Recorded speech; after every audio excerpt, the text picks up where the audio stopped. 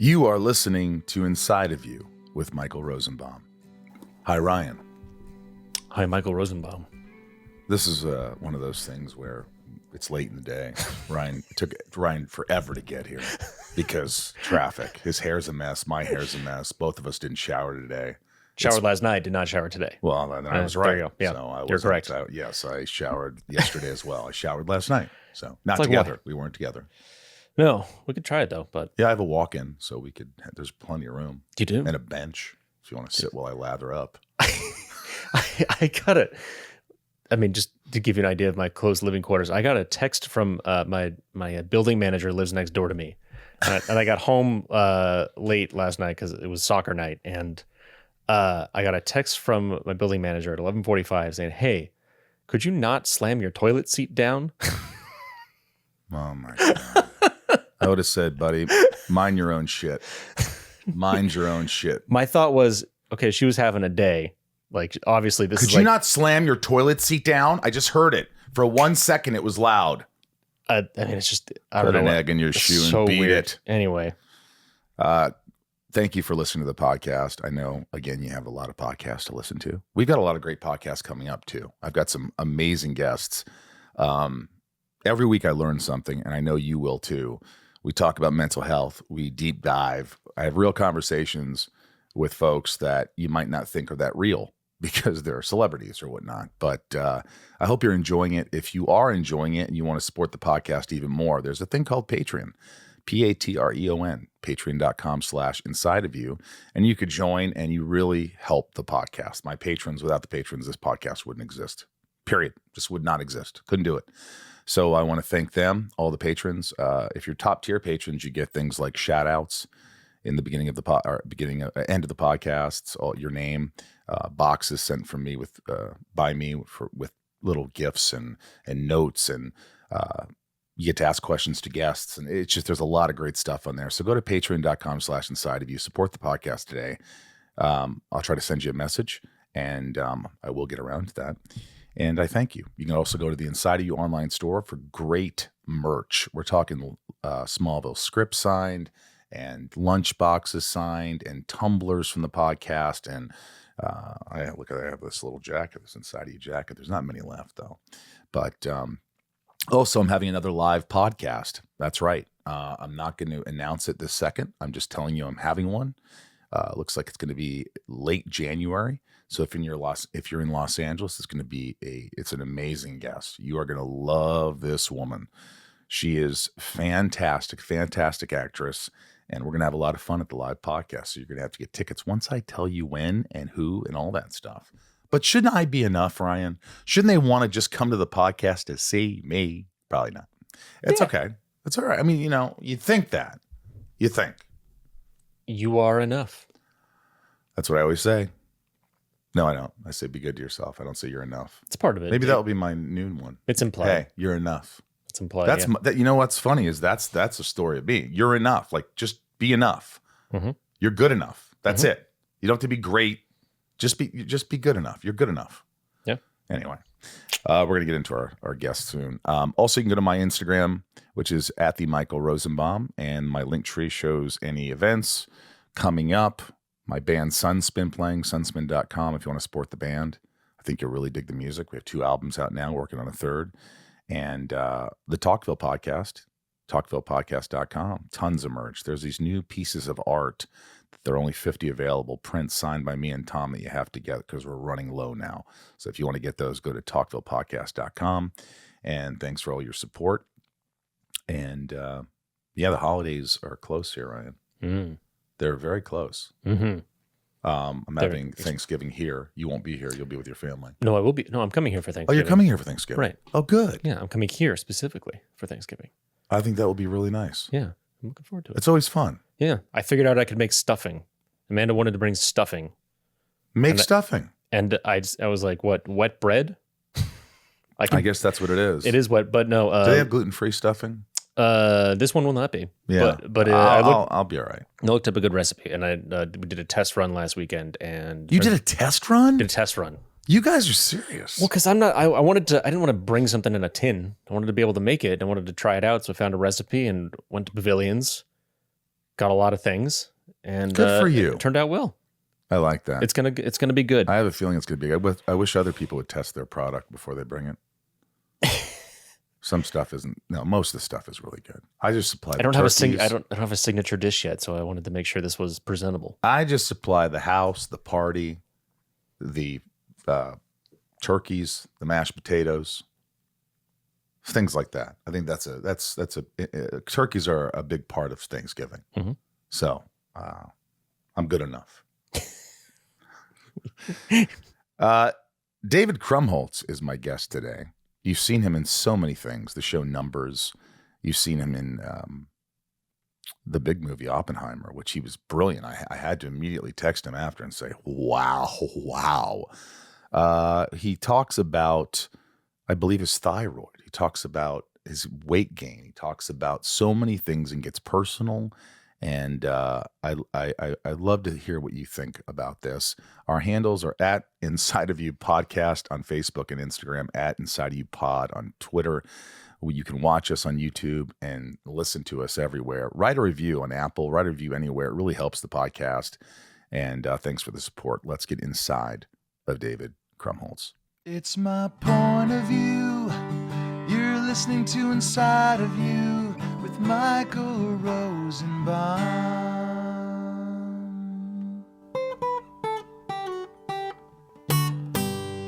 Inside of You with Michael Rosenbaum was not recorded in front of a live studio audience.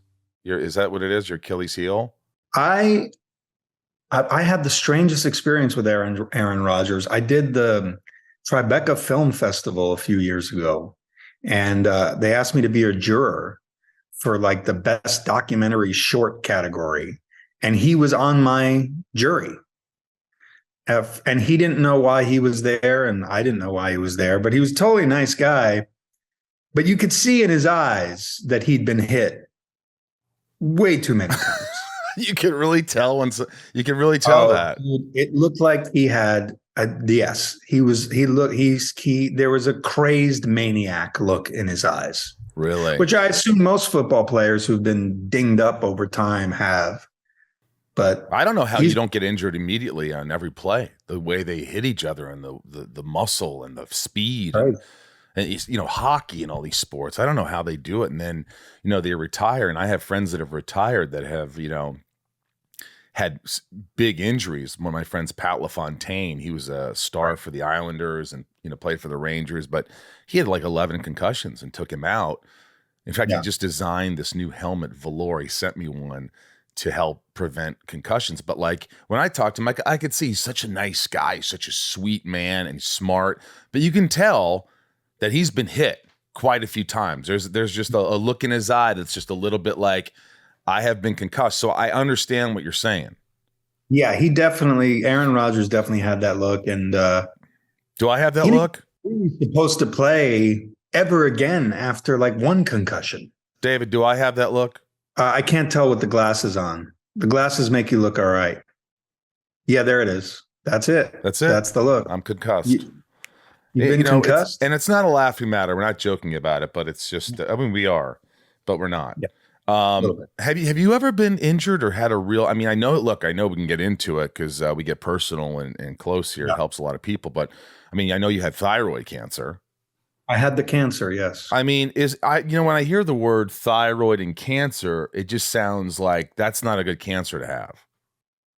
It's not a bad cancer to have. If you're going to have cancer, it's super treatable. If you catch it on time. The problem is if you don't catch it, if you don't know you have it, it can spread to your lungs pretty quickly. I got crazy lucky. I got saved. I went to a masseuse. I went for a full relaxation massage. And at the end of the massage, she massaged my neck. And I was like, what is she doing? No one ever does that. Like the front of my neck. And at the end of the massage, my full relaxation massage, she told me she felt a lump. And I was like, well, that's not relaxing. And then I didn't even think anything of it. And like 3 months later, I went to my physical and my doctor was like, he checked me up and down and he was like, at the end of the session, he was like, is there anything else you want to tell me? And I was like, I went to this masseuse and she told me I had a lump on my neck. I don't know. And he felt my neck and he was like, there's two lumps. And I was like, oh shit. He looked concerned. He looked concerned. Well, it was concerning at the time, as you can imagine. But it came after I had a nervous breakdown that year, which all was because of the thyroid. Like your thyroid stops functioning and you get crazy depressed and like it really messes with your head. So it kind of was like a relief. I was like, oh, that's why I've been freaking out. Is like I'm not healthy. Like I'm not physically okay. And it was kind of like that year was so crazy that just being told I had cancer was like, well, of course I have cancer. In fact, I went out to dinner with John Hurwitz, who created Cobra Kai and the Harold and Kumar movies. Yeah. And I told him, I said, you're not going to believe this, but I have cancer. And he said, of course you have cancer. I guess people just expect me to be sickly, but that's terrible. And even just, of course. Yeah. I thought it was bad in the moment too. I didn't think it was funny, but looking back, it was. And anyway, I caught it, and it's super treatable. And I'm still in contact. I found the masseuse, and I'm still in contact with her. I sent her a bunch of gifts. She saved my life, and she didn't have to do that. And a little bit of an angel there. And but like the problem is you lose your thyroid. They removed my whole thyroid, right? So I became super fat. Is that what happens when you lose your thyroid? You get fat. I don't know how these things work. I'm severely hypothyroid. And what that means is like I'm on the highest dose of the medicine that people take to replace their thyroid, which is called Synthroid. And even with that dose, man, like I cannot eat without gaining like tremendous amounts of weight really fast. Like my metabolism, I would say, like slowed down by 100% or more. Jesus. Like literally, like it just and so I ballooned, I swelled up. It was like I was swollen. It wasn't even fat. It was like I was well, you swollen. look good now. I mean, so how do you lose weight if you have no thyroid and you're on these drugs? Well, no one wants to admit this in Hollywood, but I'm gonna do it. I'm gonna say it right now. Ozempic is amazing. Really? Dude, Ozempic rules, man. So you're on Ozempic. I always joke. I was like, who is on Ozempic? And some people say I've been on Ozempic for about 6 months or 7 months. And that's about it. That's about all you're supposed to take it for. So I'm at the end, and I've lost 44 pounds. Feel good. Easily? Slowly, which is good. Like it's no more than 2 pounds a week. So I'm not like losing a ton of weight. I'm eating smaller meals. The only, hard part about Ozempic is the way it works is that it essentially makes you nauseous, but slightly nauseous, but enough where you're halfway through a meal, you get nauseous and you don't want to eat anymore. So you're only eating half meals, but that's good. You're eating smaller meals. That's what you're supposed to do.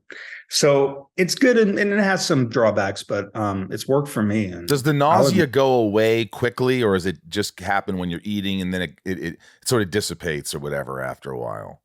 Depends on if you panic, because it's such a gnarly feeling.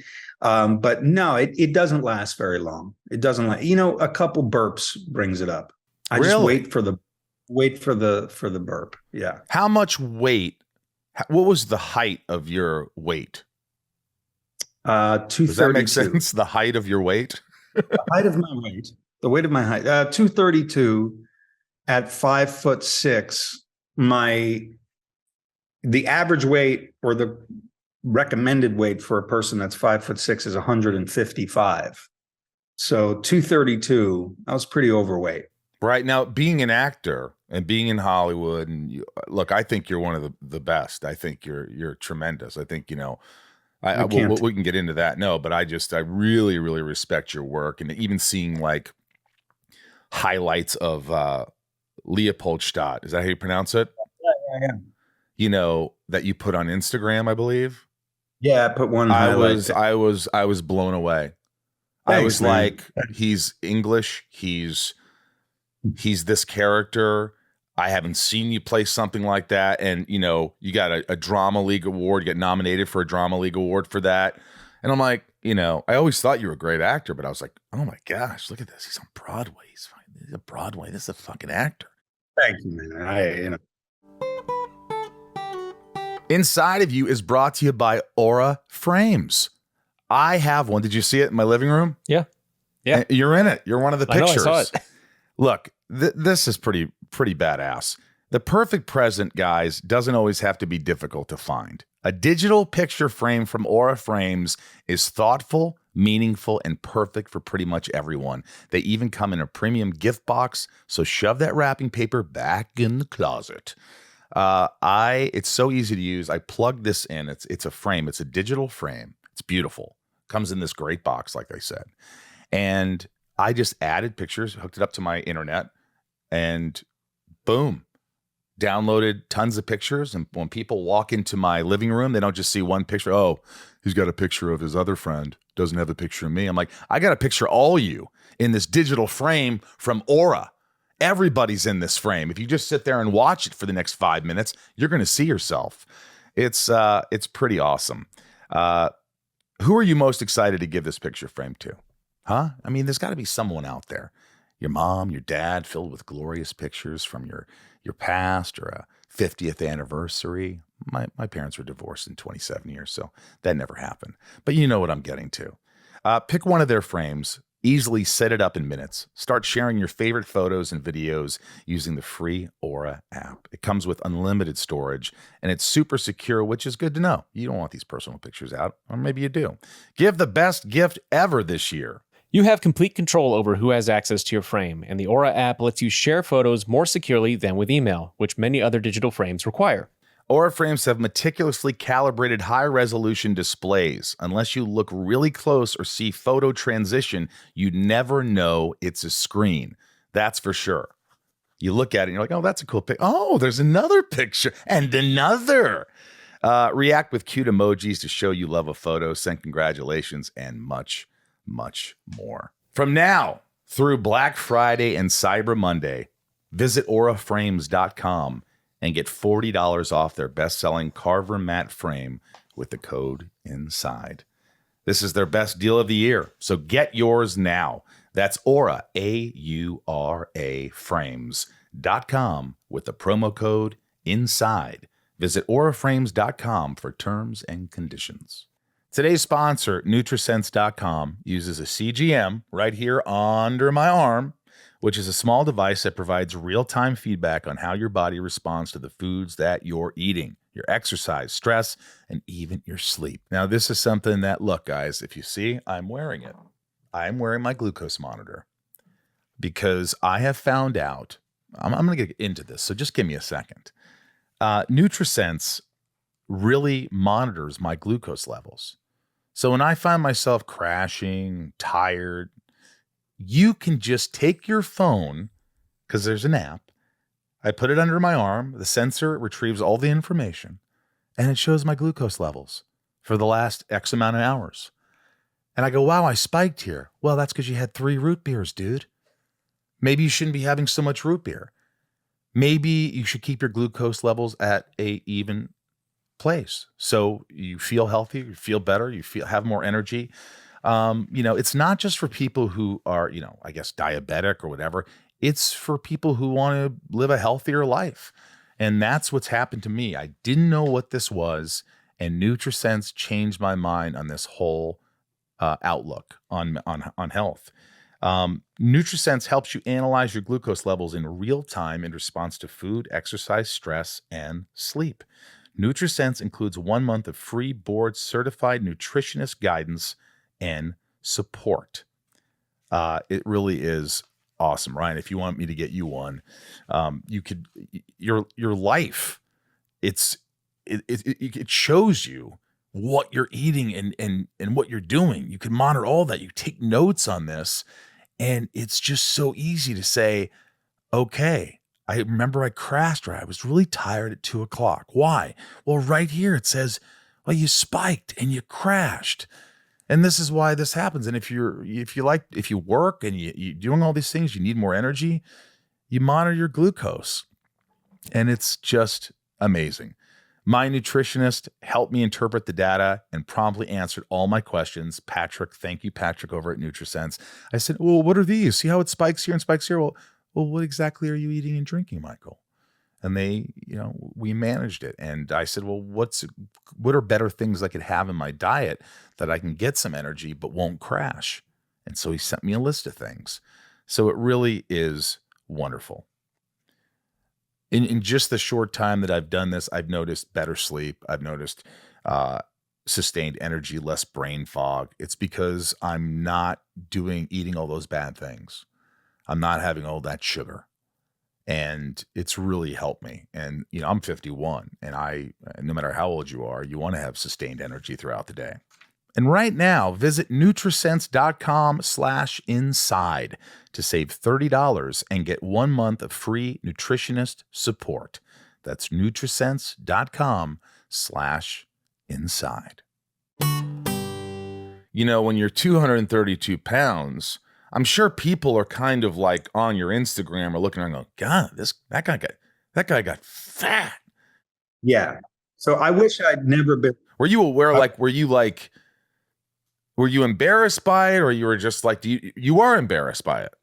Yeah. Well, I wish I'd never been skinny, or else, because then people wouldn't do that. But like when I did like Numb3rs, for instance, like I was super skinny, and then, you get big later in life for whatever reason. And, and people are mean about it. I don't know, embarrassed, maybe. I was disappointed in myself and frustrated because it wasn't like I was overeating. It was just I was gaining weight regardless. And that was really tough. As an actor, like if I wasn't an actor, I guess I wouldn't care that much. Like it's unhealthy, but I wouldn't tried to lose a lot of weight. Because you're not in the limelight as much. You're not at all when you're not an actor. You don't have to think about that. New Jersey, fuck it. I'm Jersey skinny. The 232 is Jersey athletic. But as an actor, it started to really bother me, especially because it just felt like, oh no, like I'm not going to I'm going to lose opportunities. And then what happened was, I got a lot of opportunities to play chunky guys, but then there's always some ribbing in all these scripts, oh, the fat guy. And, and it was like, wow, I guess that's what I've got to do is just be the big guy suddenly. And I didn't like it. Yeah. So I've made concerted efforts to lose weight several times. Ozempic is the first time that I've done it in a healthy way. I'll say that. Why aren't they sponsoring you? You should be doing commercials for Ozempic. I'm ready. Would you do it if they were like, Ozempic, Because I've heard a lot of actors in Hollywood are doing that, but you have an actual reason to be on this. There's it totally makes sense. Yeah, was it hard for your personal life? I mean, did you think your wife was unattracted to you? Yes. Did she tell you? Yes. She did. Yeah. Well, look, she was like, she made the mistake one day because I was like, I feel so big and I don't feel right. And she said, so be big. Who cares? Be big. And I thought, well, if she doesn't care, then I'll just be big. But then I found out she did care. And she's not a superficial person. She's not shallow, but yeah, you feel great. When you're in intimate situations, you're suffocating a person, suddenly. Right. The lights are off. Potentially hurting someone, I keep the lights off anyway, and I'm not heavy. I keep the lights on, and I also keep my socks on. Do you? Every time. That's very Jewish of you. It is, yeah. Keeping the socks. You don't keep your socks on, do you? I've taken them off a couple times, but I like them on. I don't know why. Does she like them on? I mean, take your socks off. Yeah, I probably should. Are they black socks? They're white tube socks. White tube socks. So Yeah, you're nude except for the white. Give you a nice little visual there. I could just see going to town in white tube socks. 232 pounds going to town with nothing but white tube socks. But in a way, this is like, De Niro gains a whole bunch of weight to play a character. All these actors do this. You inadvertently gain all this weight to do this, and you're able to play characters that you wouldn't have played. Like the character in the movie Oppenheimer, you play this physicist, and he's a heavy guy. Yes, the actual guy I played wasn't as heavy as me, but yes. Right. So, but I thought you were brilliant, and I like that you didn't look exactly like you used to look. That you looked more mature, and you look like this guy that could be this guy. It really I was like, you belong with all these great actors. Like they belong with you. So that character, I mean, would you have wanted to play it skinnier? Yeah, you would have. I don't know, man. I mean, I'm vain. I'm an actor, man. I'm vain. I'm not gonna lie. I am too. You worry. It's just, it comes with a whole bunch of worry of then people go, oh, well, that's what he does. That's the thing, is like, they're always trying to, like, audiences and the industry alike want to know what they're getting because they want to feel like they know you, and I have always, with weight, without weight, with my hair, with whatever, I've always tried to switch it up because I don't find myself that interesting at all. Because I know I'm not. I'm like kind of a boring person. And like, what? You think you're a boring person? You can't be a boring person. You're an actor. I'm not a boring person. I just don't find myself that interesting. I personally don't find myself that interesting. I'm probably a very interesting person, but I'm not interested anymore. I lost interest many years ago. And so for me, it's like, I just want to like switch it up and like surprise people. The surprise, then you get away with so much stuff when you can surprise people. I just thought of a situation. You're talking to your girlfriend. This is hypothetical, obviously, because you're married. And you're like, look, this isn't going to work. And then she's like, why? Well, I've lost interest. She's like, what do you mean? In myself. I'm just not interested in myself anymore. This isn't going to work. I have no interest in myself. I don't find myself interesting. Well, I do. Yeah, that's tough shit. Yeah, but I don't trust you. I don't trust you. I have trust issues and interest issues. Gosh. When you auditioned, we can keep all this. When you auditioned for that fabulous director, did you meet in person, or was it on the I have a great audition story from it. So I had done 2 self-tapes for it, and then they said, okay, come on and do it for him, for Chris Nolan, face to face. And I had met Chris a good 16 years prior. He was scouting for like The Dark Knight, maybe, I'm not sure, or maybe The Dark Knight. And he was scouting at Hollywood, Los Angeles Center Studios, which is where we shot Numbers. And we were the only show. It was us and Mad Men.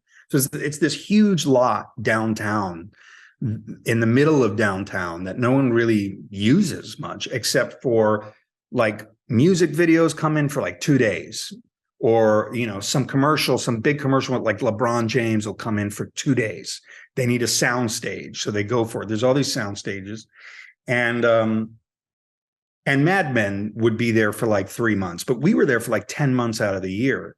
And all these movies would shoot there for a day. They'd literally, you've seen it in half the movies. You've seen this sort of building that they use that's there. That used to be the old like 76 Union SoCal gas building. Anyway, he was there, and I was like, oh shit, there's Chris Nolan. And he came up to me and he said, hey, I think you're great on that show. This was Numbers. And I was like, whoa, crazy. And then you'd think, the thing is, your worst mind goes to, oh, well, he's there, that person forgot about me, or that person enjoyed that thing that I was in, but has no interest in ever working with me. But that was very nice to hear that. And so knowing I was going in for him face to face was not so intimidating. I was like, oh, I know that this guy enjoyed my work at one point. And so that wasn't intimidating. What was intimidating was I showed up and they were like, you're the only one here for this. Oh.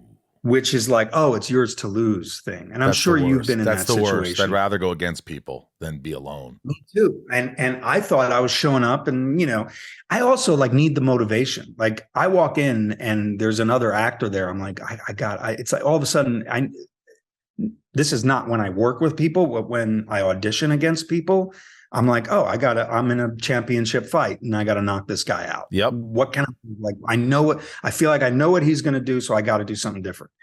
So going in alone was a little scary. Cause then you go, holy moly, like it's mine to lose. This show is sponsored by Betterhelp. Ryan, you ever feel like your brain is getting in the way of living your best life? All the time. Yeah, I would say so. Like, what you should do, what's good for you, but you just can't seem to do it. Oh, yeah. Yeah. Therapy helps you figure out what's holding you back, so your brain can work for you instead of against you. And this is what happens with therapy. You have all these things bottled up and you need to let them out, and you need to talk to a professional. It really, really helps. Therapy is a great way to learn positive coping skills and how to set boundaries. It empowers you to be the best version of yourself. And it's way more convenient with BetterHelp. It's entirely online and designed to be convenient, flexible, and suited to your schedule. Just fill out a brief questionnaire. It took me like a minute. It's so easy. Even I can do it. Then you get matched with a licensed therapist. Switch therapists anytime for no additional charge. Seriously, it's not uncommon. You meet someone, you're like, I want to try someone else. It's easy, just like that. BetterHelp is truly the best way to make your brain your friend. Give it a try. Visit BetterHelp.com/inside today to get 10% off your first month. That's BetterHelp, HELP.com/inside. Inside of You is brought to you by Discover. If you like using debit over credit, don't you think it's time you also get rewarded? Well, now you can with Discover Cashback Debit. It's a checking account that rewards everyone with cash back on everyday purchases. Plus, there are no fees, period. We're talking date nights, thrifting the latest trends, nights out with your friends, and it's now earning you cash back with Discover Cashback Debit. Check out eligibility and terms at discover.com/cashbackdebit. Discover Bank, member FDIC. And I went in and I had 2 scenes. There was no script available. And I assumed that those 2 scenes were the whole part, because you don't assume you've been given anything more than that. Anyway, so I did the 2 scenes and he had me do it 3 times. And I tried to switch it up a little each time. And after the 3rd time, he said, I want you to do it again. But this time I want you to do it like you're driving home from this audition and thinking, I should have done it that way. Wow. And luckily, and I came to know Chris is a very sarcastic and very funny person. Right. But in the moment, I don't know that. And luckily I played it off. I actually laughed. I didn't get nervous. I kind of went, that's funny. And then I even said, like, my drive home, I'm going to do it in the elevator. Did the thing, left, and was convinced I had ruined it. Like, totally convinced I'd ruined it. And you're driving home on your way back from the audition. I was supposed to drive home. I was in LA and I was supposed to drive back to my hotel. I drove straight to a brewery and just downed a bunch of beer just by myself on like a Tuesday at 2:00. It's just literally me at the brewery, just drowning my sorrows and going, holy shit, I had one of the biggest opportunities I've ever had and I blew it. And I was about like 3 or 4 beers in, pretty rocked. And the plan was to just, then sober up and drive home and just spend the whole day at the brewery. And my agent called and said, you got it. The same day. And I was plastered in the parking lot of this brewery. I was like, yeah. Needless to say, I'm now 14 months clean and sober. I don't do that anymore. Nice. Yeah, why not? Good for you. Thanks, man. But yeah, like wait. So you didn't know?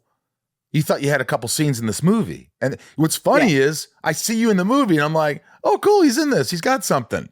And you're the integral part of the movie. So then I went and read the script. The next day I got called in, and then they said, we're going to let you read the script in the office, and then we're going to take it back from you. I was like, okay. And the script was printed on dark red paper, so you can't copy it. Or read it. It was hard to read. Yeah. It was that secretive. And I'm reading it. I'm like, oh, fuck, man, there I am again. And whoa, shit. And it dawned on me like Chris really believed in me. As an actor, you spend so much time going, I don't know who believes in me. And if they do, I wish they would just show up right now. I know. And then it happens. And that, it made me super emotional. He showed up after I read it. He wanted to talk to me about it. And I had a shit-eating grin on my face, I was just like, and I just kept saying, thank you. I just kept saying like, thank you. Wow. Thanks. And the coolest thing is like, as they were promoting the movie these last few months, I had a little secret, which was that I wasn't just in it. I was in it a good deal, and then it was about like, do I suck in it? Like, I hope I don't suck in it. Did he, is he somebody who after a take will go, hey, Dave, that was great. That was great. No. So it's cut, or let's do another one. Try it like this. Be a little bit more. Remember that? I told you that. No, great. Do that. Okay, great. All right, good. Let's move on. Yeah. So he works super fast. He shoots one camera at a time, nothing more than one camera. He doesn't have a video village. He has a small hand monitor. And he was watching my close-ups on like a hand monitor, and he wasn't happy with like stuff. The first scene we did, my stuff was basically shot chronologically. And the first scene we did is the scene on the train. It's a pretty intimate scene with me and Cillian Murphy. And Chris was like, he made me do 14 takes of my close-up. And this is a guy that does like 3 takes typically. And this is your first scene you're shooting. Day. Now, were you thinking about, oh my God, everybody's looking at me. Cillian Murphy thinks I'm terrible. I'm bombing. I'm going to get fired. Yes. All these things you're thinking of. You're obsessing. Consciously in the moment. And it doesn't help that Chris is like, I don't know what you're doing. And I'm thinking to myself, well, because I'm on that tiny monitor, but he wanted something different than what I was planning. And, I had to adjust on the fly, but you don't argue with Chris Nolan out of respect, because he's one of those directors. He doesn't demand respect. He commands respect. He is the hardest working man on the set. He's involved in everything. There is no, assistant doing half his job for him. He isn't taking a break. He never sits down. He never goes to the bathroom. Jeez. So Ozempic. you just go. He's on Ozempic. What's that? He's on Ozempic. That's right. That's what he's on. I was just like, I love this genius guy. And like, all I want to do is make him happy. So we did 14 takes. And the next scene we did 9 takes of my close-up. And at the end of it, he came up to me and he said, well, 9 takes is better than 14, which is what you did the first time. So, but he's being sarcastic. Oh yeah. But he's the opposite of, and there was one day where we did a scene and I went up to him and I said, was that good? And he said, you're fishing for compliments. He really doesn't like that. Really? Yeah, So he let me doesn't like ask it. you this, because I've done this before where I'm on set and the director wants something and he's giving me now notes and I don't even understand the notes. Like I'm just going to do another take, but I don't even really get what he's saying. And I feel like if I keep asking him, I don't understand, it's going to make it worse. So I'll just do it and see if I get lucky with my abilities. Right. Did you feel like after 8, 9, 10, you're just like going, I'm just trying something different? Did you ever No, look at because Cillian Murphy and go, well, here we go? yeah, no, because Chris, Chris has so much brevity in the way he gives notes. He's so specific and so smart about how to get what he wants out of you. I guess I was just in a place of stuck in what I had been doing for months in the auditioning process and then, what I had planned. And it also, like, the literal space that we were in, that train car, was tiny. IMAX cameras are massive. Oh, They're yeah. like 3 times the size. And it was him, his DP Hoyta, Killian, literally like off camera, sandwiched up against the wall. And so there's not a lot of like mental space, physical It's space. claustrophobic. Yeah. And so I think what I ended up happening was I was very much here and I needed to be very much here. And it took me 14 takes to get there. It probably took me 10 and he gave me 4 good ones. Do you go, how many did Cillian Murphy get? How many takes on that? Yeah, less. A lot less. Did you go home afterwards and call your wife and say, I don't know. Yes. This could be my first and last day? Yes. You did. You were that nervous you're going to get fired. 100%. 100%. Yeah. That movie specifically, because you look at that cast and you go, man, there's some heavy fucking hitters in this cast. Yeah, bro. Downey and Oldman and Killian, and the list goes on, and Emily Blunt and Florence Pugh. And you just go, man, I can't suck in this.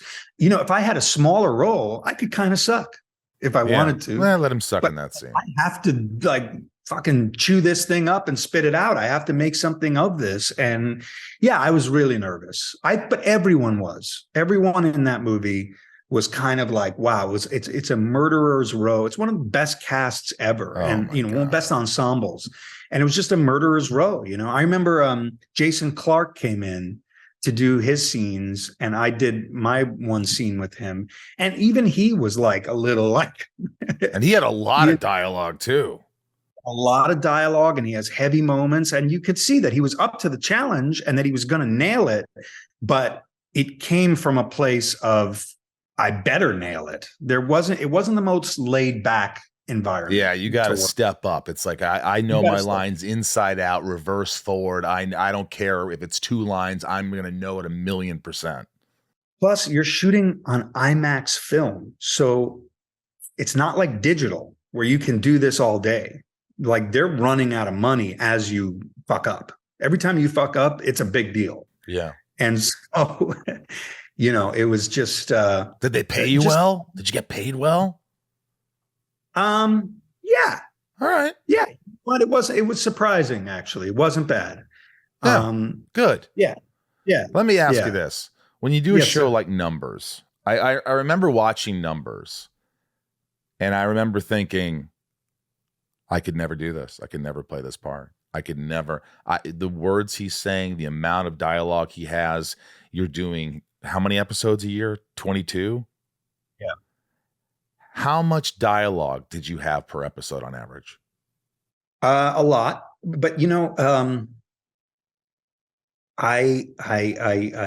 was the job. It was the job. I mean, but like, listen to me. Are you you have photographic memory? No, you don't. No. I'm maybe on some level I do. How long does it take you to learn your lines? So for Numbers, what happened was we started doing the show, and I'd go home, I'd learn the night before, wake up the next morning, and it was such complicated jargon, what I was speaking, that I'd forget it. So I'd be in the shower going, holy crap, I stayed up for 3 hours straight working on these lines and I can't remember them.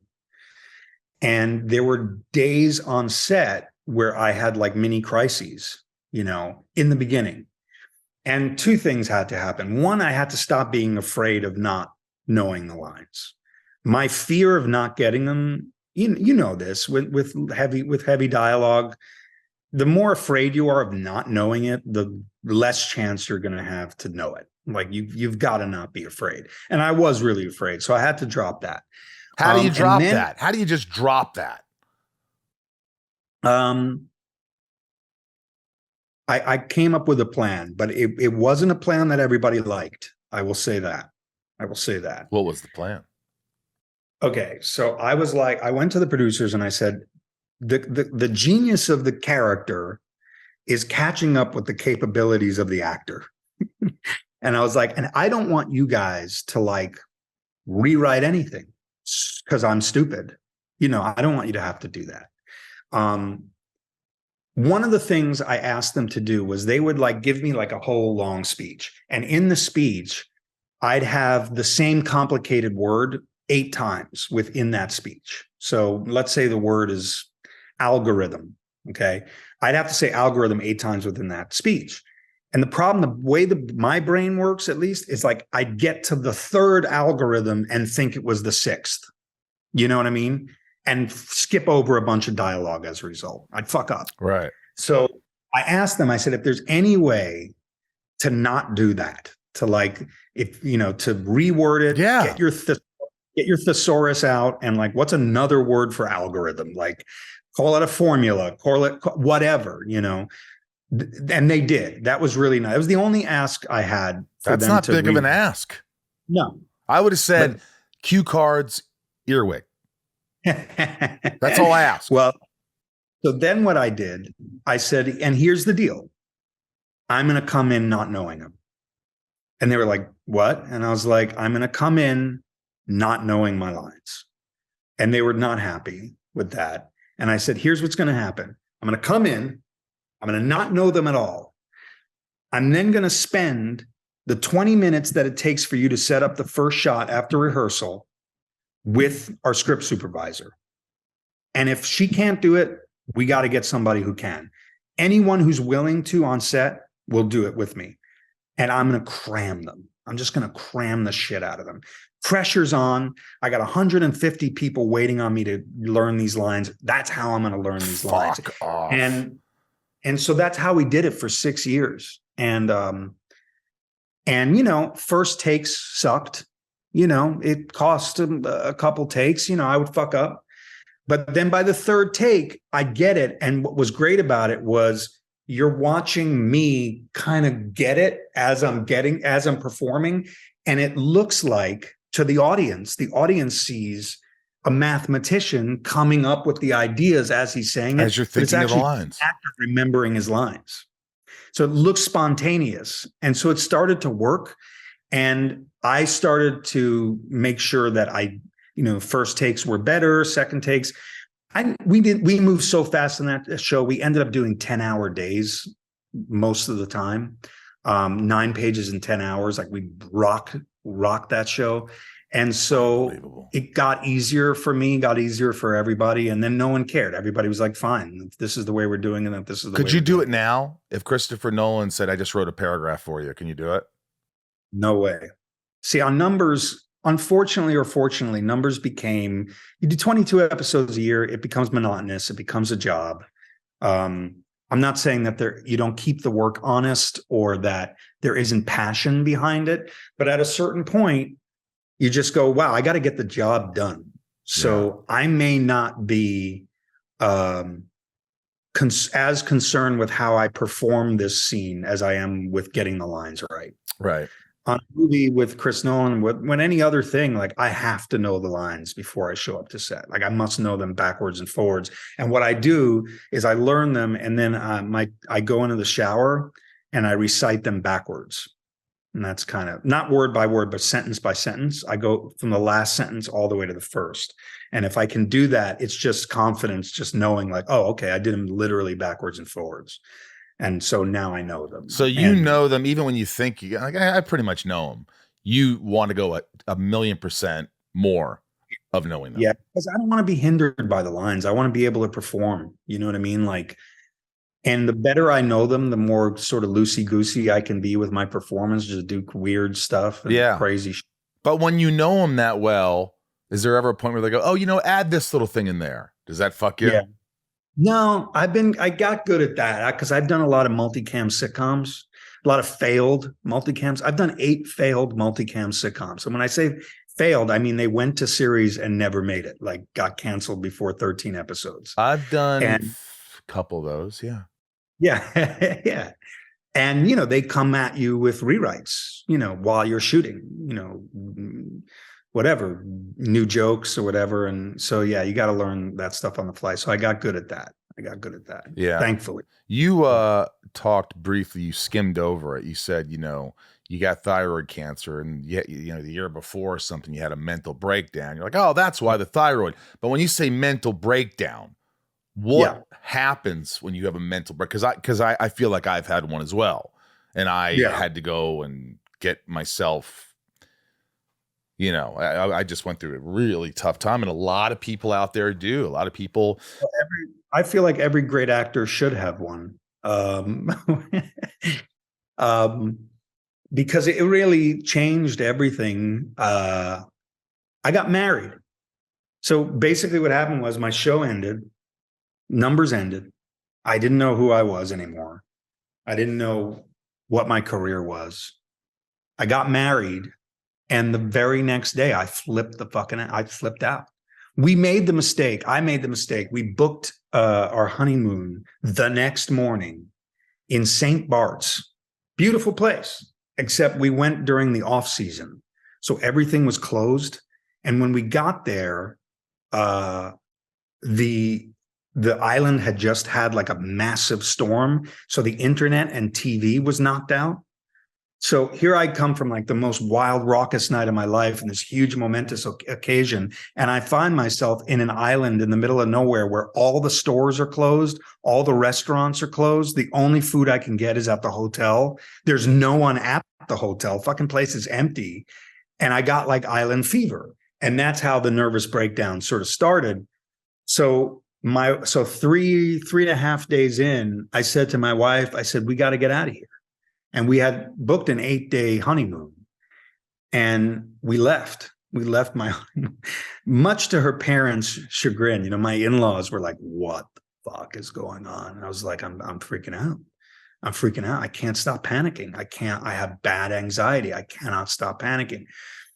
The anxiety then turned into really deep, paralyzing depression. I became agoraphobic. I couldn't leave the house. And it went on for 9 months. It was a full 9 month thing. Right after you get married. And right after my show ends, which was a big successful show. Yeah. So my wife, God bless her, was just like, who is this person? And you tricked me. You tricked me. We're married now and you're a mess. How did this happen? And I felt terrible. I felt so bad, and it made things worse, that I had to face her. And I was scared of her. I was like scared of her coming home because I didn't want to be a burden on her. It was really, really intense time. And I got sober during it. I tried everything I could. I wasn't into getting on meds, but then I I just realized I was powerless over what was happening. And again, it was all happening mostly because my thyroid wasn't working, but I didn't know that. But yeah, I became a total recluse, shut in, nervous mess, ball of depression, like scary depression, deep, deep, deep depression for 9 months. Did you think she was going to leave you? No, no. Really? No. What made you feel that way? That she wasn't going to leave me? Yeah. She's the most wonderful person on earth. And I knew, and she was my motivation to get better. If I was alone or whatever, single, dude, I would have maybe even offed myself, to be honest with you. You were that bad. Oh, it was bad. It was really, really bad. I lost my mind. You lose your mind. You lose it. And, and friends also, my friends stepping up and sort of going like, oh, he's not like, I'm a kind of a jokey guy. And it's like, oh, he's not telling jokes anymore. Like, he's like, this is not the guy we knew. He really is. He really is uninteresting. Yeah. Finally, I really was. Finally, is that interesting? Oh, they couldn't be around. I'd be crying all the time. It was that bad, I had a serious chemical imbalance. So, yeah, it was a tough time, very tough time. I'm glad it's behind me, but I learned so much from it. It was the ultimate fall, it was a huge fall. And 2 years later, I took her on a proper honeymoon. It was 2 years later. Where'd you go? But we went to Ireland and Scotland, and we drank our asses off and had a blast. That's great. We went for 2 weeks and it was awesome. How about that? Yeah. Things work out. I think that, I've been there. I've been to the darkest of darks. And, it's funny because people have this sort of idea that it's when people who kill themselves, how could they be so selfish? How could they be this? When you get so low to a point, it's like nothing else matters. The only thing that matters is just not being there. It's like, I can't be in my own fucking body. It's like this darkness, and I can't even imagine that next step of darkness that, Robin Williams or some, people must have felt that, so I never look at it as like that. I look at it as like, no, they were very sick. We have no idea where they went.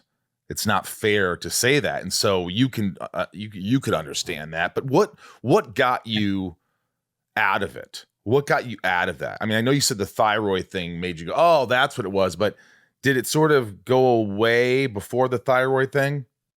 No, it was getting better.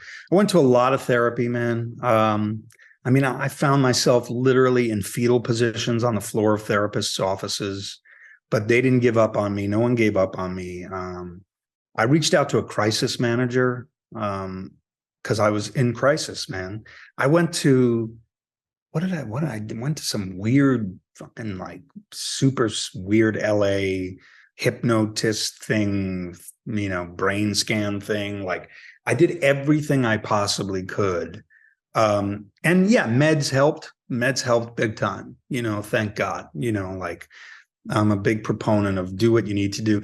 You don't have to suffer, life. If you're in a situation where you're suffering and you don't have to, you got to take every route you can to alleviate suffering. No one deserves to suffer, especially for prolonged periods of time.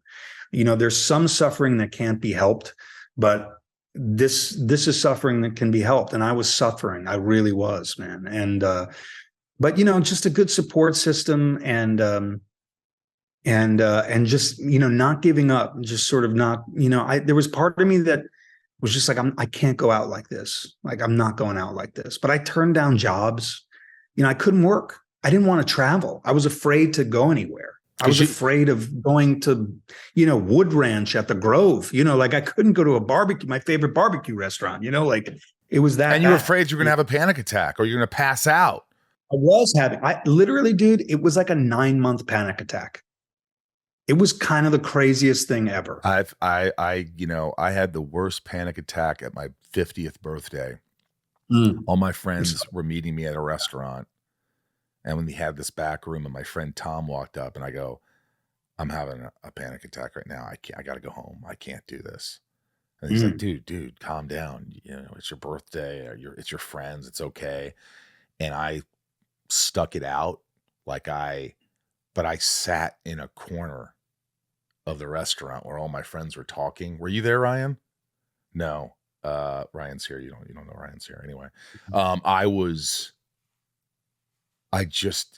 felt like I'm going to pass out. It was just so awful. And I just wanted to go to my bed. I'd wake up and I would just like 30 minutes in, I'd want to go back to bed.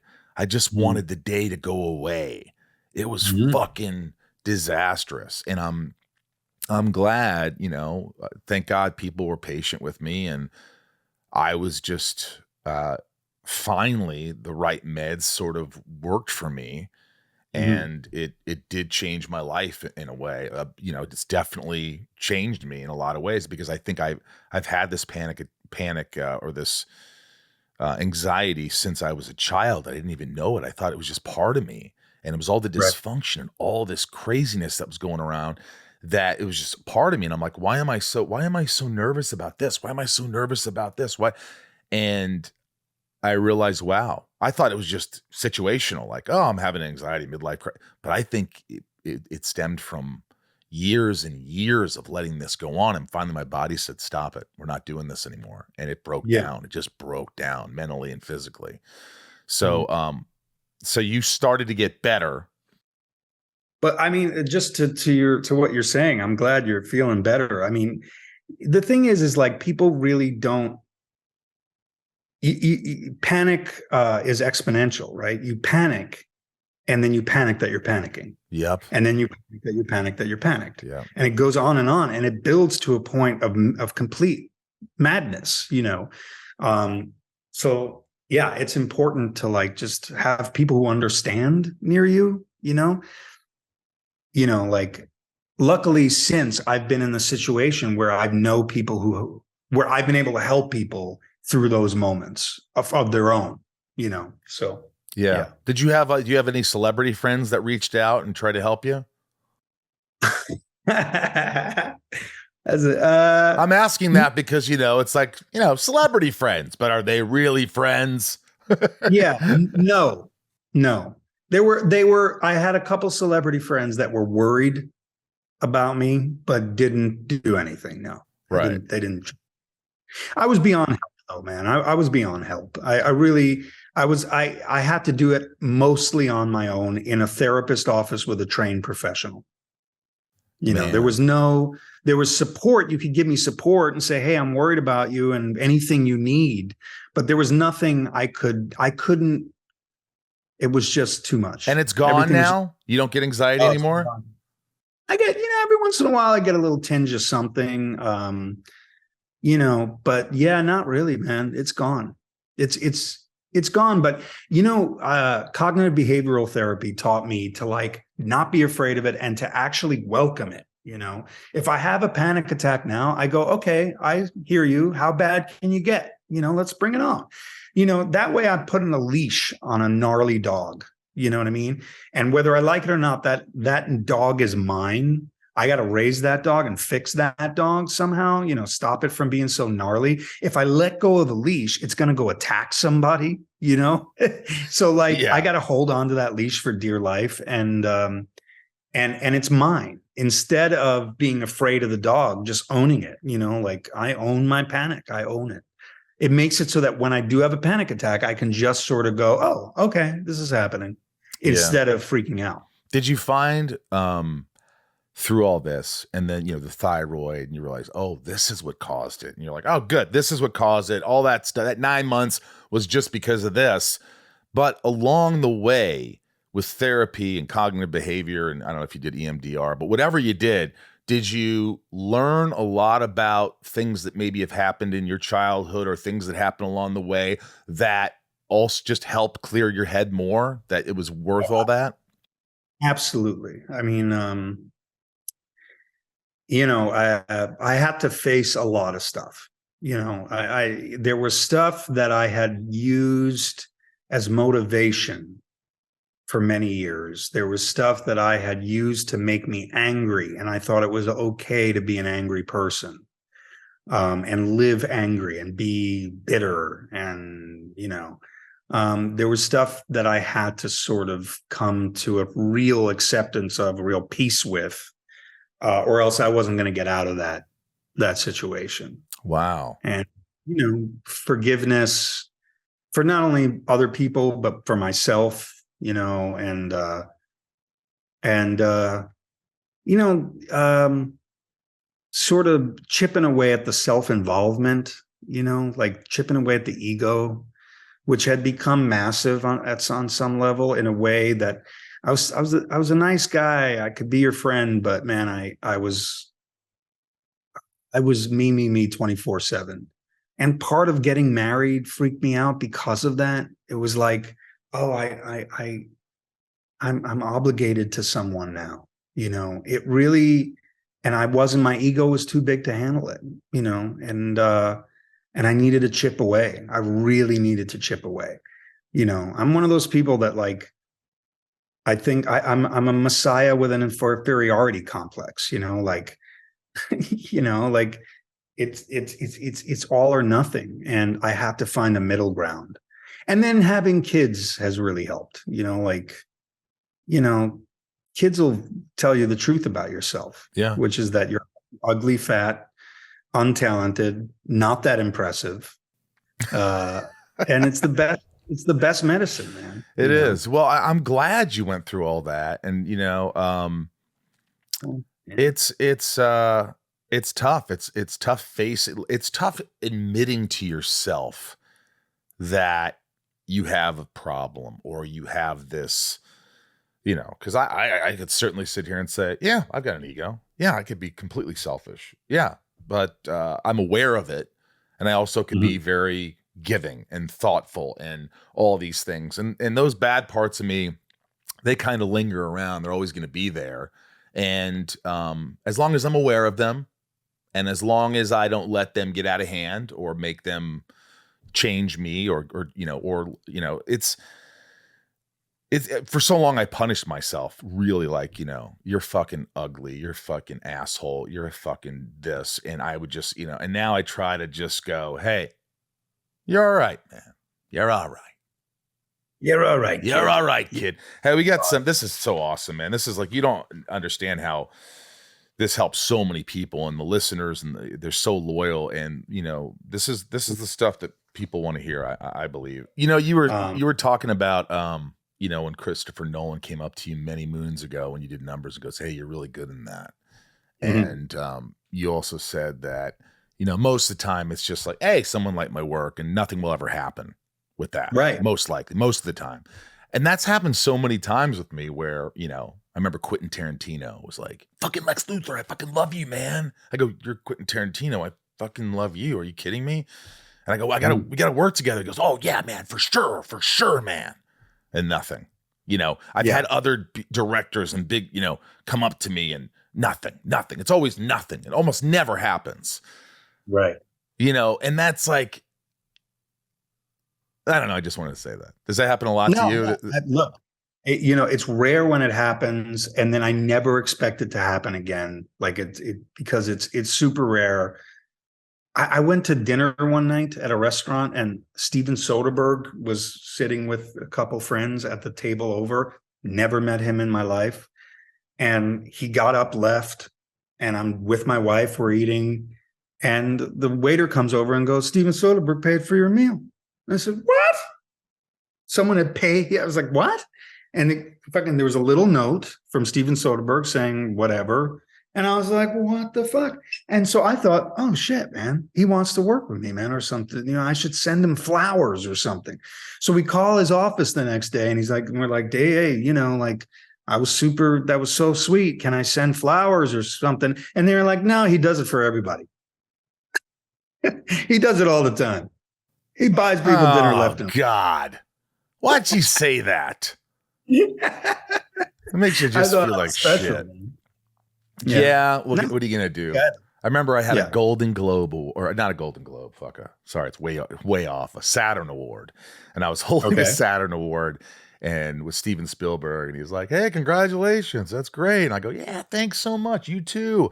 And we took a picture together, and we talked for a minute. I was just praying that Steven would have been like, "You're really terrific in that show, and I'd love to work with you," but that never happened. Yeah. Like, Damn it, Steven. Don't you watch Smallville? What's the matter with you? This has been terrific. You're so engaging. You're so open.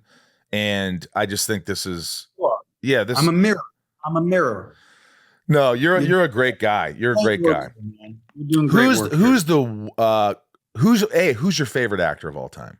In terms of quality? Quality. Hmm. Mine's Gary Oldman. Who is it? Gary Oldman, yeah. I have a tie. It's a 3-way tie. Okay. It's Kate Blanchett, it's De Niro, and it's Klaus Kinski. Really? Yeah, those three. That's my holy trinity of acting. I would say Nicholson. Very, very much up there for me. Gary Oldman. Also. And best actress of all time. Meryl Streep? Yeah, Meryl Streep. Yeah, I mean, yeah. All very much up there. Funniest would go to Kristen Wiig. Probably one of the fun. Her and Danny McBride are the two funniest people on the planet to me. Okay. What do you think? All right. I think they're very funny. I'm an Eddie Murphy guy all the way through. Eddie Murphy. And Martin Short. That's good. Always have been. Like obsessed with those two.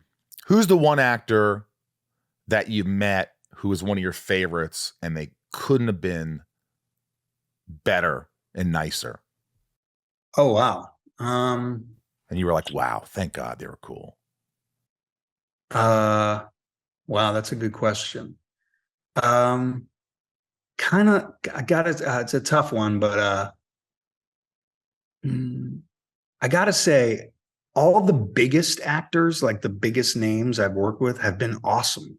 You know, Downey's awesome, Clooney's awesome, Brad Pitt's awesome. Yeah, those it's three. It's the smaller ones that aren't that great, right?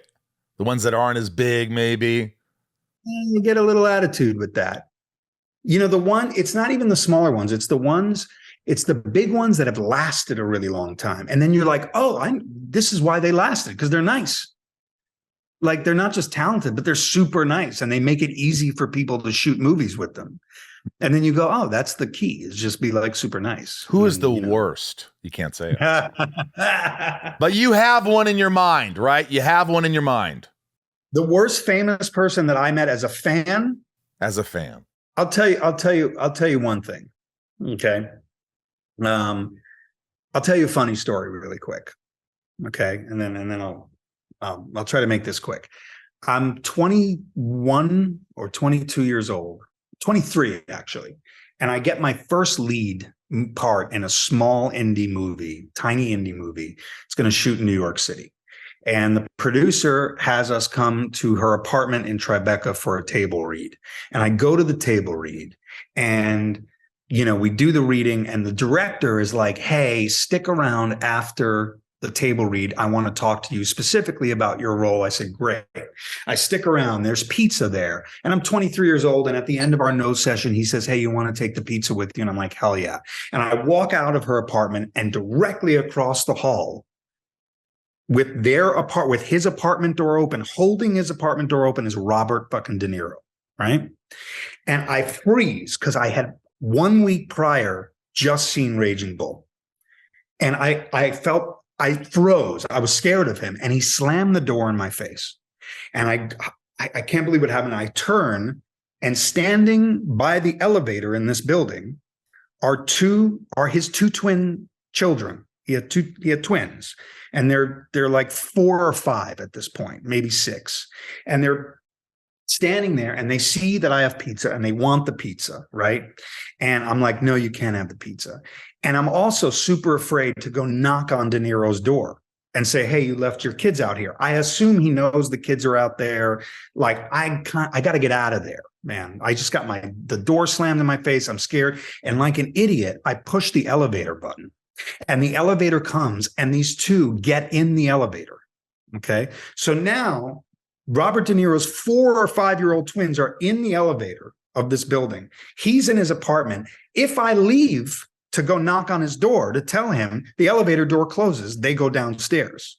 So I'm stuck with his twins. I go into the elevator with them. I say, here's what's going to happen. They're like, can we have the pizza? I'm like, no, I'm not going to touch them. I'm not going to physically force them out. So I'm like, here's what's going to happen. We're going to go down to the lobby. I'm going to press your floor and you go right back up and you go home. Okay. So we go down the lobby. I press their floor. Lobby door closes. 23-year-old stupid me is like, okay, I did it. Get out of here. Go home. few years ago, Tribeca Film Festival, I'm a juror. They have this luncheon. Aaron Rodgers is there. And there's Robert De Niro. And I think, I'm going to tell Robert De Niro this story. So I go up to Robert De Niro and I say, "Hey, Mr. De Niro, I'm so sorry to bother you. My name's Dave, and I just want to let you know I'm a huge fan of yours, and I just want to tell you a funny story." And I tell him the story I just told you, and he laughs. He laughs. Thank God, he's not pissed. He laughs. Yeah, his kids are okay. They're grown up. Nothing ever happened. I go. They announce, "Hey, okay, everybody, now we're all going to go upstairs and deliberate on our films." I said, "Great." I go to the elevator to go upstairs to this room where I'm going to deliberate with Aaron Rodgers and whatever, waiting for the elevator. And Robert De Niro comes and stands next to me waiting for the same elevator. And like an idiot, I turn to him. I go, "Well, you'll be the third De Niro I ride an elevator with," and start laughing. And he goes, "I'm going to take the stairs." And he did. Oh, my God. I'm going to take the stairs. I'm going to take the stairs. And boom. Took the stairs. And that was it. 75-year-old man took the stairs. You should have said, "I hope you fall down them." You old fuck. Yeah. That's I mean, what a shame. You think he would have been like, "Hey, funny. You're funny. That's good." But no. Yeah. I thought that's what I was going to get. Oh, hey, yeah, back. Oh, God. Gosh. No. Well, I wish we went out on a good note, but that's a sad. No, it's great. I love that story. That's fucking fantastic. Well, don't always meet your heroes. I love you, buddy. This has been great. I'll let you know when it airs. I couldn't have had more fun. This is awesome. This is exactly what I was hoping for. You too, brother, man. I'll see you soon. All right. Great guy. Someone who's been around, someone who's worked, someone who's been through ups and downs. Mm-hmm. Yeah, I really enjoyed this. I really enjoyed him. He's such a likable person and innately good soul. I could always see that. I could see through bullshit. I've been sitting here talking to 300 plus guests, and I got to tell you that I can see through people pretty easily. Within the first 20 minutes, I kind of get it. I'm like, I know what's going on. And you can hide things to a point. And I don't try to pry things out of people. I don't, but just having candid conversation. And most people are genuinely good and have something to share. And he was one of them. So thank you. If you missed the intro and you fast forwarded, make sure you roll back. Okay, why don't we get to the top tier patrons? If you don't know what a patron is, they're patrons of the podcast. They go to patreon.com/insideof you, and you become a patron. And one of the perks is these people get their names shouted out at the end of every episode, and I couldn't do it without them. So if I overemphasize one name, it doesn't mean they're just not as important as any other name, but they are. No, I'm kidding. Let's do this. These are the top tier patrons. I love you. Nancy D, Leah and Kristen, Little Lisa, Yukiko. Leah, by the way, I ate all those. Stop. I'm just going to, can I just give you money instead of getting Girl Scout cookies? Because I torture myself. I eat so much and it's so bad for me. So next time, just say, hey, just invoice me and I'll just give you the money. I don't feel like I can't eat that stuff anymore. It's so good. And I just want to bury myself in it. Little Lisa, thank you for this shirt I'm wearing right now, Hockey Night in Canada. Little Lisa got me that. I love it. That's cool. It's on brand for you. Right? Yeah. I'm watching hockey right after this when this is over. So we got to. And it's a little Jason mask too. Yeah. Little Jason mask that's sitting next to you. Yukiko. Love you, Yukiko. You have supported this podcast for so long and you're so far away, but you're right here with me. Jill E, you've been around. Thank you for all the love. And Brian Hinnenkamp, gosh, I'm going to the Depeche Mode thing. Nico P, Robert B, Jason W, Sophie M, Raj C. Sophie, I just saw you in Rhode Island. Joshua D, Jennifer N, Stacy L, Jamal F, Janelle B, just saw Janelle, Mike E, Eldon Supremo 99 more, Santiago M, the statue maker. He's so supportive. I love that guy. Want to read some? Leanne P, Chad W. Hi guys. Maddie S, Belinda N, Dave H, Sheila G. Wait. Dave who? No. Dave H. Dave who? Dave Hall. It's only Dave. Oh, Dave who? I love Dave Hall. He's so relaxed. He just talks like this. It's only Dave who, isn't it? Reminds me of like a Gary Oldman. It's only Dave who, isn't it? Yeah, go ahead. Hey, it's all right. Sheila G, Brad D, Ray H, Tabitha T, Tom N, Talia M, Betsy D, Rhiannon C, Corey K, Dev Nexon, Michelle A, Jeremy C, Brandy D, Joey M, Eugene and Leah. All right. That was good. That was one breath. Eugene and Leah. Yeah. And Betsy D. I haven't heard from Betsy D in a while. And Ray Hadada, got to have another concert. You guys got to come to the concert. Sunspin's going to be playing soon in December, so I hope everybody turns out and comes to the show. We don't do as many shows as we used to, so please support. If you go to sunspin.com, you guys will know when we're playing. Corey, Angela F, Mel S, Christine S, Eric H, Shane R, Andrew M, Andrew Amanda R, Kevin E, Stephanie K, Jarrell, Jam and J, Leanne J. I feel like I know these people. I do. Luna R, Mike F, Stonehenge, Brian L, Jules M, Kendall L, Jessica B, Kyle F, Marisol P, Kaylee J, Brian A, Ashley F, Marion Louise L, Romeo the Band, Frank B, Jen T. I'll just read the rest. I got lost. Nikki L, April R. Hi, guys. How are you, ladies? Randy S, JDW. Sounds like JDW and Associates. Oral P. Remember Oral B? That still exists? Yeah, and he's Oral P. Oral? Or it could be Oral. Oral? Rachel D, Melissa H, Nick W, Stephanie and Evan, and Charlene A. Couldn't do the show without you guys. I really appreciate you. And thank you for being here. I am Michael Rosenbaum from the Hollywood Hills in California. I'm Ryan Tays. I'm here too. Yes, little wave. Be good to yourself, and you're good enough. Just remember that. Right, Ryan? You are good enough. Yes. You too.